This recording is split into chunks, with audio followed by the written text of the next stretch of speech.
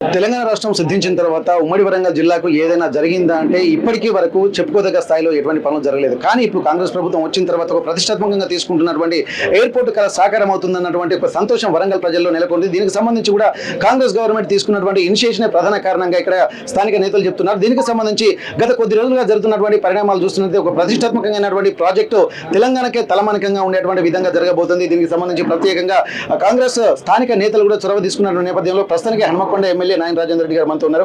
Sir నమస్తే sir. ఇప్పటి వరకు చూసినట్టయితే తెలంగాణలో ఒక ఎయిర్పోర్ట్ అంటే దాదాపు ఇంటర్నేషనల్ ఎయిర్పోర్ట్ రాజీవ్ ఎయిర్పోర్ట్ ఉంది, కానీ మనకు వరంగల్కి అనేది ఒక ఇప్పటి వరకు లేదు, అతిగతి లేదు. కానీ నిజాం కాలంలోనే ఎగిరినటువంటి విమానం మళ్ళీ ఎగరబోతుంది. దీనికి సంబంధించి ఎట్లాంటి ఇనిషియేషన్ తీసుకుంటున్నారు, ఎట్లాంటి పరిస్థితులు మీరు చేసేటువంటి పనులలో మీకు సహకరిస్తున్నాయి సార్? ఇప్పుడు మీరు చూడండి, గత 10 ఏళ్లకు ఈ సంవత్సర కాలంలో వరంగల్ జిల్లా అభివృద్ధి మీద మీరు ఆలోచన చేయండి. మీ సాక్షిగా రోడ్లు కానివ్వండి, బ్రిడ్జులు కానివ్వండి, కాలేజీ కళాక్షేత్రం కానివ్వండి, మాడవీధులు కానివ్వండి, మాస్టర్ ప్లాన్ కానివ్వండి, రింగ్ రోడ్ ల్యాండ్ అక్విజిషన్ కానివ్వండి, ఎయిర్పోర్టుకు సంవత్సర కాలంలో మేము తీసుకొచ్చినాం ఎన్ఓసి. 10 ఏళ్లలో ఎన్ఓసి ఎందుకు తెలియలేదని మేము ఈ డప్పాలు కొట్టుకుంటూ తిరుగుతున్నారు కదా. మేము మాకు క్రెడిట్ మాకు అని కూడా అంటలేరు, రేవంత్ రెడ్డి గారికి రాదు అట. 10 ఏళ్లలో మీరు ఎందుకు అసమర్థత, నో అబ్జెక్షన్ సర్టిఫికేట్ తెలియకపోయినరు, ల్యాండ్ అక్విజిషన్ కు డబ్బులు కేటాయించలేకపోయినరు, అండర్ గ్రౌండ్ డ్రైనేజ్ మాట ఇచ్చి ఎందుకు తప్పినరు? వీటికి జవాబులు చెప్పారా నాయన? ఏదో ఊర్లో ఏదో పెళ్లికి కుక్కల అడావుడి అన్నట్టు మా ఇంట్లో పెళ్లికి మీ అడావుడి ఏంద్రా నాయన? అసలు మా క్రెడిట్ సెంట్రల్ గవర్నమెంట్ మేము ఇచ్చినాం, మేము ప్రతిపక్షం మేము కొట్లాడినాం కాబట్టి ఇప్పుడు వచ్చిందని వీడు. ఇది ఏం దుకాణం ఇది? చేబీకి ఎట్లా చేయ చేతగాలే, చేసిన అభినందించడం చేత చేసుకో, నీకు అది కూడా చేత కాదు. మాకు పుట్టిన బిడ్డను పట్టుకొని ఈ పేరు పెట్టాలి ఆ పేరు పెట్టాలి, తల్లిదండ్రులు మేవరా నాయన మీరెవరా పేరు పెట్టేది? ఓకే, వాళ్ళు చెప్తున్నారు కదా సార్, గతంలో ఉన్నటువంటి 80% పనులు మేము చేస్తున్నాం, వీళ్ళు వచ్చి రిబన్ కటింగ్ చేస్తున్నా అని చెప్తున్నారు కదా సార్. ఓకే, దానికి ఎవిడెన్స్ మిమ్మల్ని అడుగుతానా? 80% కంప్లీట్ చేసింది ఏందో చెప్పండి. కాలేజీ కళాక్షేత్రం 20% చేసిండా, 80 చేసిండా? బడ్జెట్ అఫీషియల్గా ఉన్నాయి కదా, అంతేనా కదా? నైమ్నగర్ బ్రిడ్జ్ మేము చేసినామా? అది కూడా వాళ్ళు మేమే చేసిన బ్రిడ్జ్ మీద వదిలిపెట్టి గుర్తున్నదో లేదా మీకు?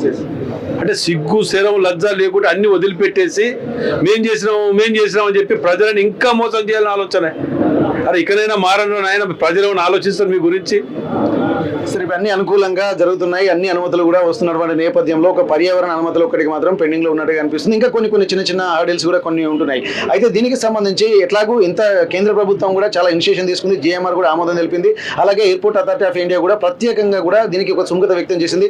ఇది ఓన్లీ డొమెస్టికే కాకుండా ఇంటర్నేషనల్ వైపు కూడా అడుగులు పడేటువంటి అవకాశం ఉందనేది కూడా స్పష్టత అవుతుంది. ఎందుకంటే మళ్ళీ తెలంగాణలో ఒక ఆల్టర్నేటివ్ ఉండాలన్నటువంటి దాని మీద.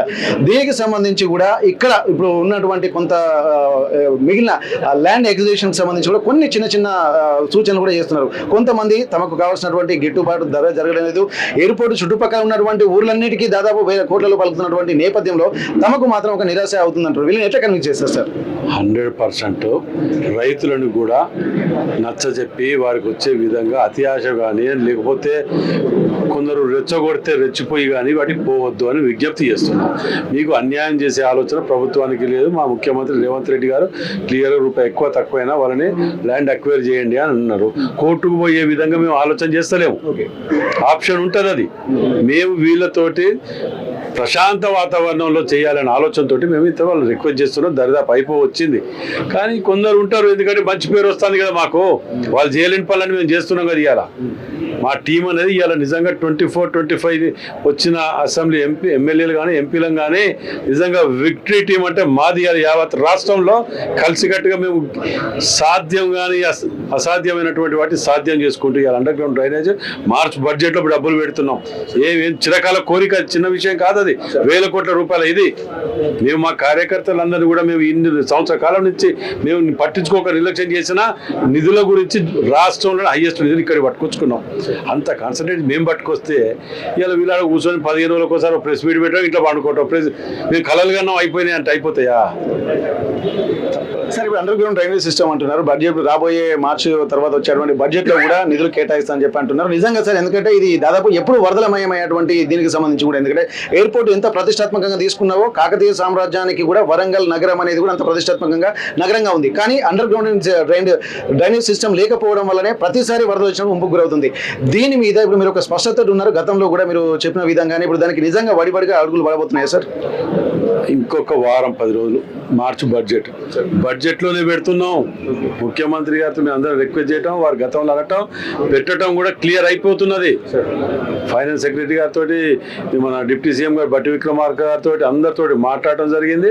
క్లియర్గా మార్చ్ బడ్జెట్లో పెడుతున్నాం, సక్సెస్ కాకపోతున్నాం. అందుకే మా విక్టరీ టీం అనేది అందుకే చెప్పింది కూడా. తప్పకుండా మన కళ నెరవబోతుంది. కొత్త వరంగల్ చూడబోతాను. Thank you sir. ఇప్పటి వరకు కలిసికట్టుగా అంటే ఉమ్మడి వరంగల్ జిల్లాలో నవ్వుతో నా భవిష్యత్ అన్నట్టుగా గతంలో ఉన్నటువంటి ఇప్పటి వరకు ఉన్నటువంటి ఎమ్మెల్యేలందరూ కూడా కలిసి పనిచేస్తున్నాం అన్నటువంటి ఒక ధీమా వ్యక్తం చేస్తున్నారు. ఇప్పటి వరకు ఎయిర్పోర్ట్ కళ సాకారమే కాకుండా వరంగల్ నగరానికి తలమానికంగా నిలుస్తున్నటువంటి ఒక అండర్ గ్రౌండ్ డ్రైనేజ్ సిస్టమ్ ను కూడా ప్రతిష్టాత్మకంగా రాబోయే బడ్జెట్ లోనే ప్రవేశపెడతామన్న ఒక ధీమా వ్యక్తం చేస్తున్నారు. ఇది ఒక విక్టరీ టీమ్ గా కూడా ఇక్కడ ఉన్నటువంటి స్థానిక నేతలు కూడా చెప్తున్నటువంటి పరిస్థితి. ప్రపంచంలో ఏ మూల ఏ క్షణం ఏం జరుగుతుందో వేగంగా తెలుసుకోవడానికి తొలి వెలుగు వాట్సాప్ ఛానల్ ని ఫాలో చేయండి.